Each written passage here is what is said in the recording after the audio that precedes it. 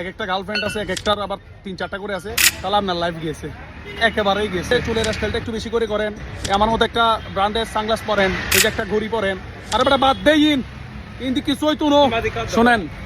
লাইফে একটা জিনিস মাথায় রাখবেন, আপনি ছেলে হিসেবে যদি 18 বছর বয়স হয়, এরপর যদি আপনি নতুন কাপড় চোপড় পরা শুরু করে দেন না, তাহলে আপনার লাইফ গিয়েছে, একেবারেই গেছে।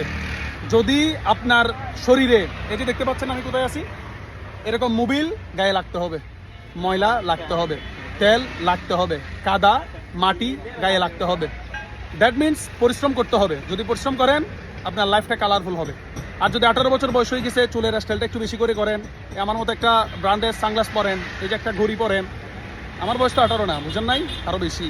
সো এটা মাথায় রাখবেন, যদি পরিশ্রম করতে পারেন ছেলে হিসাবে 18 বছর থেকে 25 বছর পর্যন্ত লার্নিং পাশাপাশি আর্নিং, ওকে, 25 থেকে 30 বছরে প্রচুর পরিমাণ কষ্ট করবেন, দেখবেন কালারফুল লাইফ পাইতে পারেন।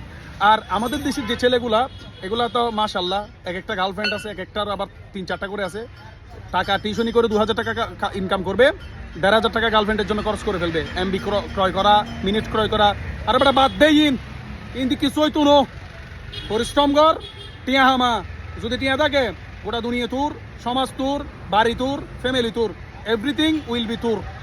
তো এটা মাথায় রেখে আমাদেরকে আগাইতে হবে।